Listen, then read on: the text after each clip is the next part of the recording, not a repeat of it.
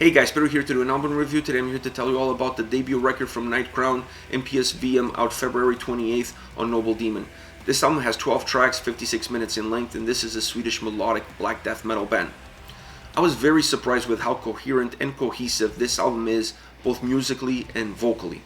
It's very normal for a band releasing their debut record to throw so much at you, to try to do too much, to try to showcase too much of their talent and what they can do, that you start to get lost within it, and then you don't know heads from tails. You don't know where it begins and where it ends. It's not the case with this record. These guys had a vision, they knew what they wanted, they knew how to achieve it, and then they went out and they executed to perfection, creating a very cohesive and, like I said, coherent album from the first to the last track.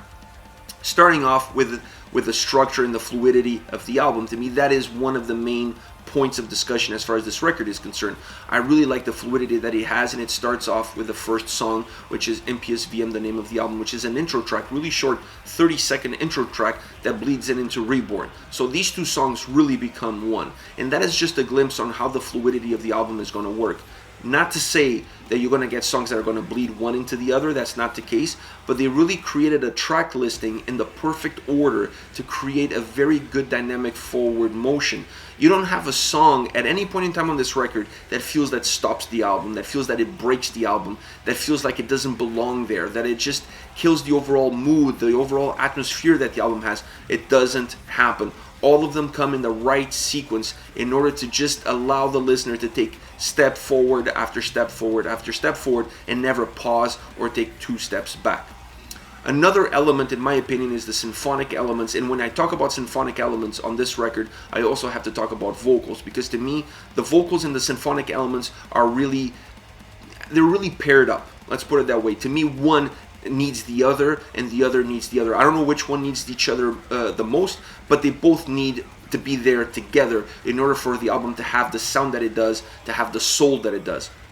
The symphonic elements on the record really add darkness and melody, and you can say the exact same thing about the vocals. The way the vocals interact with those symphonic elements allows the tracks to either have a lot of melody or to have a lot of darkness, or allows the darkness to peek through the melody. So when you look at the symphonic elements of the record and you look at the vocals, you cannot separate those two, because to me they come together. They really one feed off of the other in order to create this really interesting melody and darkness kind of dynamic, light and day kind of dynamic. Then on the other side you have the drums and guitars. The drums and guitars also cannot be separated from each other, because I really feel like drums and guitars offer a very similar combination, but on the opposite side of the spectrum. They offer a lot more intensity, a lot more aggression.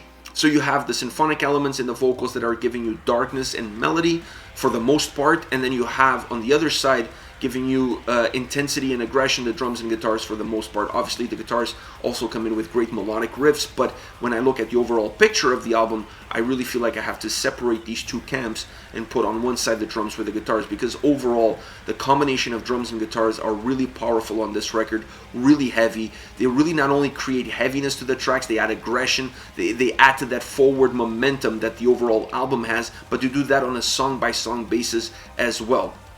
If I look a little bit more into the vocals, I really like the styles of vocals that they decided to use on this record. They were not shy in terms of using different ideas or different approaches to the vocal tracks. So they used choirs, they used humming, they used clean vocals, harsh vocals, they used a little bit of everything.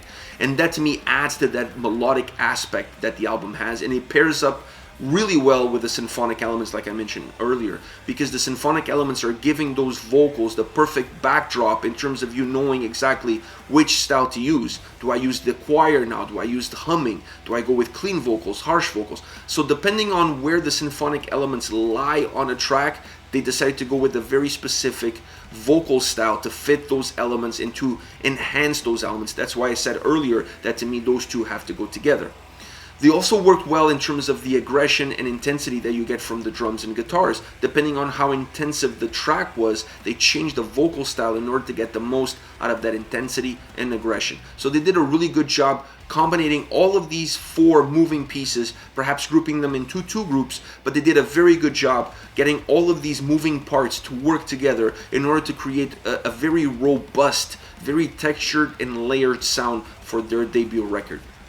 I was really impressed with this debut album. It's not every day that you get an album that is this well produced, mixed, sound-wise, structure, lyrics. Everything about this record screams perfection. Really well done, really well executed. And these guys, kudos to them for releasing a debut record as solid as this album is. You don't see that all the time. It's not an easy thing to do. Like I said, sometimes you try to do too much. They kept it complex but simple at the same time. As far as songs are concerned, I really have to start off with Reborn, which is part of that 2-1 combo that opens up the record.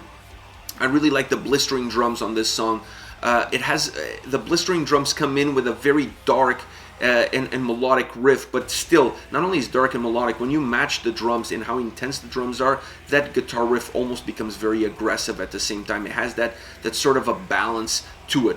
The aggression that is contained in the verses really explodes at you. Very aggressive, very explosive, but even more so in the chorus. This is a song that has intensity and then has intensity plus one, if you will. So the verses are very intense, are very dynamic, but you feel like there's even it ups one level up. It goes one level up once you reach the chorus. There's a mid-piano bridge on this track that adds pure and simple darkness. You could cut it with a knife. It's just, and it's beautiful at the same time, but it really brings a different element that the song did not have up until that point. So I really love that piano bridge. I love what it does. I love the dynamic that it gives to the tracks following it, because afterwards it returns to the intensity and the aggression that the track had originally, and it keeps that same melody. That piano melody stays on from that point on, but it stays hidden. Sometimes comes back up to the forefront a little bit. It peeks through a little bit. It moves the curtains a little bit, if you will, but it's always there. It wasn't as present there at the beginning of the song, but from that bridge forward, you could really feel that piano melody kind of taking hold of the song. So I really like that. I like the feel that this song has with that piano portion almost knocking you down, and then the heaviness that ensues picking you back up. I really like that dynamic, and to me that was one of the key elements of this song, because it was something that just came out of left field and really surprised me on a positive note. Next, your Sacrilegious Flesh. One of the more symphonic songs on the album, that is for sure. I mean, you're going to find symphonic elements throughout the record, but this song to me is perhaps the one that uses them the most. The use of cleaner vocals, I don't want to say clean vocals, but cleaner vocals, almost coming in as a prayer, adding to that symphonic element. And here goes what I was saying earlier, how the symphonic elements and the style of vocals used are really working together to use the best style of vocals with the best melody possible, so you get these two worlds coming together. I really like that. You have already a very melodic, a very dark symphonic track. When you add those vocals, that style of cleaner, almost like a prayer, far in the distance, that's the style, far in the distance, it really adds a different atmosphere. It really adds a sense of, it makes this song a lot more somber. And I really feel like it's the perfect blend of vocals and symphonic attributes in order to get the most out of the track. As the intensity in the song increases, musically, you feel like there's a pickup in tempo, there's a pickup definitely in intensity. The darkness of the vocals also become more predominant. So the vocals change depending on the mood and the atmosphere that the track has on any given time. And that to me is something that really works well for this specific track. But it never loses the symphonic elements. This is a song that really has them all the way through. The question is, are they more in the forefront or they're more in the background? And when the song becomes more aggressive, more intense, they drop more into the background. The vocals change. The vocals then kind of part ways with those symphonic elements, or at least allow those symphonic elements not to be so predominant, and they allow the drums and the guitars to have a more of a predominant role. And then this is a song that goes back to the origins. It goes back to the beginning, and it finishes off in a very symphonic, melodic tone. So I really like the overall feel of this song. I really like the fact that they used a lot of symphonic elements. They changed the vocal styles around in order to get the most out of the aggression and intensity that the song had, but also to get the most out of the more melodic portions of the track. Last but not least, Beneath No One, a song that it's pretty much a microcosms of the whole album. When you look at this track, it has a great build-up. It has almost its own intro track built into the track itself. It has symphonic elements. It has heavy drums. It has really killer guitar riffs, heavy at times, melodic in others, and then you have the vocals that come together and are like the glue that combines all these different elements into one to create this very unique song.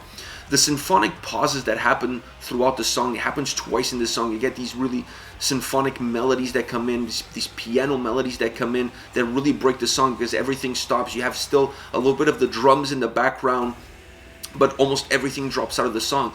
It really creates a great atmosphere for the track. It really gives the song a very nice, well-balanced sound, and it gives a chance for the song to pick up with more intensity and aggression after those moments, and that's exactly what it does. It comes in a lot heavier, a lot more aggressive, sounding at least a lot heavier and a lot aggressive because of those dips in intensity, and I really like that. This almost feels like a symphonic deathcore song.